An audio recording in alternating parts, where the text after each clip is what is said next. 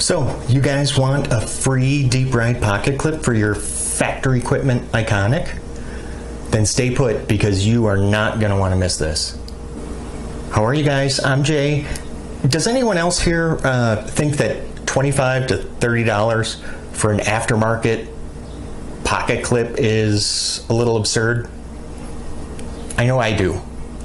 I mean, it's a little piece of metal, for gosh sakes. First, let's take a look at all the tools that you're going to need to complete this project. We'll start off with the number 6 Torx pencil, of course, to make your markings before you cut. Vice grips with the rubber jaw coverings. And that is just so you can clamp down onto the pocket clip and hold it while you're cutting. And with the rubber grips, it will not scratch up the pocket clip. If you do not have vice grips and the rubber covers, that's okay. You can actually use just a standard pair of pliers, and just make sure you wrap some tape around the jaws, just, to protect that pocket clip. You will also require a rotary tool. This is probably the most important tool for this project, because you would not be able to just sand off the material from the clip with by hand. That would probably take you about 5 years to complete. So you will need the rotary tool with a cutoff wheel bit, and on this one I already have the sanding bit. Now the tutorial portion of the video is going to start here in just a second, so make sure you guys stick around, because after the tutorial you'll want to see how the knife turned out, how the clip turned out. I mean, it's a permanent alteration, so you want to see how it looks, and just to make sure that you accept its modified appearance. Now, I have a question. For those of you that have ever purchased a deep carry aftermarket pocket clip, I'm really curious to know, now, did you get it for appearance reasons, or for concealment purposes, or both? So please leave comments below. I'm very interested to hear what you have to say. Now, a few things to remember, guys. Make sure you cut from the back side of the clip so you don't mess up that show side or the front of it. And before you start cutting, make sure that you draw a line with that pencil so you can see exactly where to cut. And lastly, now don't worry about that you're eliminating one of the 2 screws that were holding the pocket clip onto the handle scale, because if you're really careful and you don't cut away too much material from that clip, since the clip is recessed into the scale, it'll help it to not swivel or move whatsoever.